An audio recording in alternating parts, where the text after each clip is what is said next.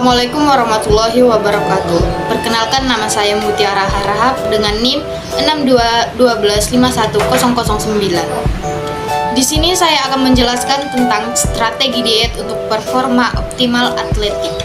Yang pertama, saya akan membahas tentang anatomi, fisiologi, makan, dan latihan. Yang kedua, penyimpanan zat gizi makro. Yang ketiga, asupan energi dan performa atletik. Yang keempat, kebutuhan makan sebelum dan selama setelah latihan. Pertama, anatomi, fisiologi, makan, dan latihan.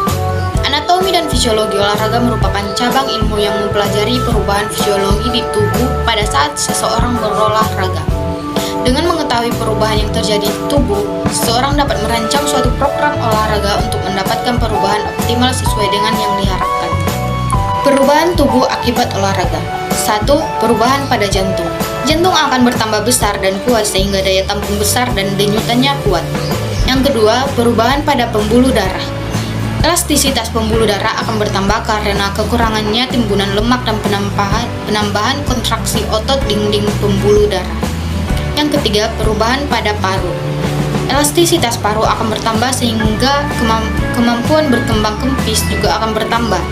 Selain itu, jumlah alveoli yang aktif atau terbuka akan bertambah dengan olahraga teratur. Yang keempat, perubahan pada otot. Kekuatan, kelentukan, dan daya tahan otot akan bertambah. Hal ini disebabkan oleh bertambah besarnya serabut otot dan meningkatnya sistem penyediaan energi di otot. Yang kelima, perubahan pada tulang. Penambahan aktivitas enzim pada tulang akan meningkat kepadatan, kekuatan, dan besar tulang selain mencegah pengeroposan tulang. Yang ketujuh, perubahan pada persendian dan tulang rawan.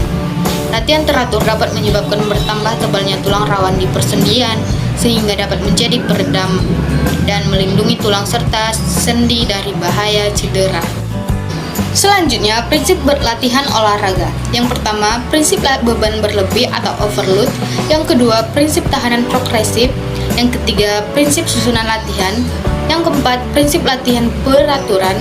Yang keenam, prinsip individualitas. Yang ketujuh, prinsip beragam. Selanjutnya, penyimpanan zat gizi makro. Zat gizi makro adalah zat gizi yang diperlukan tubuh dalam jumlah besar. Kelompok yang disebut juga dengan makronutrien dan terdiri atas karbohidrat, lemak, dan protein. Ketiganya menyediakan energi agar dapat beraktivitas dan menjalankan fungsinya terutama pada atlet. Fungsi dan kebutuhan zat gizi makro. Yang pertama, bagi karbohidrat, berfungsi menyediakan energi bagi tubuh. Yang kedua, lemak. Setelah karbohidrat habis, tubuh akan membakar lemak untuk memperoleh energi. Yang ketiga, protein. Protein merupakan zat gizi makro yang menyusun berbagai jaringan tubuh. Anda juga membutuhkan zat gizi ini untuk menjalankan metabolisme tubuh, menghasilkan hormon dan enzim. Yang keempat, vitamin. Vitamin yaitu zat organik yang tubuh butuhkan untuk tumbuh, berkembang, dan menjalankan fungsinya dengan baik. Yang kelima, mineral. Ada berbagai fungsi mineral bagi tubuh, diantaranya menjaga kesehatan tulang, otak, dan jantung. Tubuh juga menggunakan mineral untuk membentuk enzim, hormon, dan beberapa bahan penting lainnya. Selanjutnya, asupan energi dan performa atlet. Asupan energi atlet merupakan jumlah total zat gizi yang dikonsumsi baik selama seharian. Persiapan pertandingan dan pemulihan pasca pertandingan. Tujuan penerapan gizi olahraga. Yang pertama, meningkatkan performa atlet. Yang kedua, meningkatkan endurance atau daya tahan. Yang ketiga, membentuk kekuatan otot. Yang keempat, persiapan untuk kompetensi. Selanjutnya, kebutuhan makan sebelum dan selama dan setelah latihan. Kebutuhan energi dan zat gizi bagi pegiat olahraga lebih besar daripada orang biasa. Seluruh zat gizi tersebut memiliki fungsi sebagai berikut. Pertama, karbohidrat. Sekitar 45-60% asupan kalori Anda berasal dari karbohidrat. Yang kedua, lemak.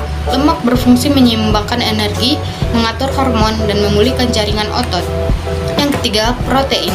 Fungsi protein yaitu meningkatkan penyimpanan cadangan energi, mengurangi nyeri otot, dan mempercepat perbaikan jaringan selama pemulihan. Yang keempat, vitamin dan mineral.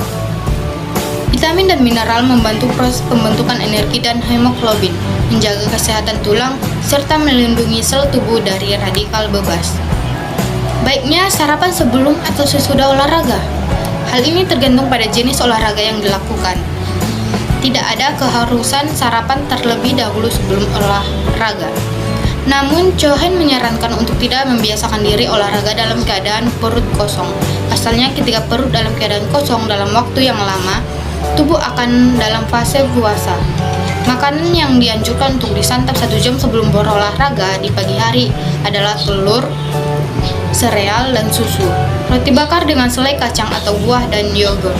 Selain itu, konsumsi air yang cukup sebelum olahraga juga sangat penting. Makanan dan minuman saat berolahraga. Hal yang paling penting dilakukan saat berolahraga adalah hidrasi. Jika olahraga yang dilakukan kurang dari 45 menit, maka asupan air saja sudah cukup saat berolahraga. Namun, ketika Anda melakukan olahraga selama 1-2,5 jam, Anda membutuhkan 30-60 gram karbohidrat setiap 1 jam. Karbohidrat ini berfungsi sebagai bahan bakar dalam olahraga untuk menambah glikogen otot. Makanan setelah berolahraga. Setelah melakukan olahraga dengan intensitas berat, Cohen menyarankan mengkonsumsi 1-1,2 gram karbohidrat per 1 kg berat badan pada setiap jam. Selama 4-6 jam. Selain itu, jangan lupa untuk mengkonsumsi protein sebesar 15-25 gram dalam kurun waktu 1 jam setelah berolahraga untuk mengisi kembali cadangan glikogen otot sekaligus mendukung sintesis protein otot. Setelah berolahraga, jenis makanan yang disarankan untuk dikonsumsi ialah makanan yang kaya protein. Contohnya adalah produk olahan susu, telur rebus, daging, dan unggas. Para peneliti juga mengungkapkan pentingnya asupan cairan karbohidrat dan protein setelah berolahraga. Terima kasih.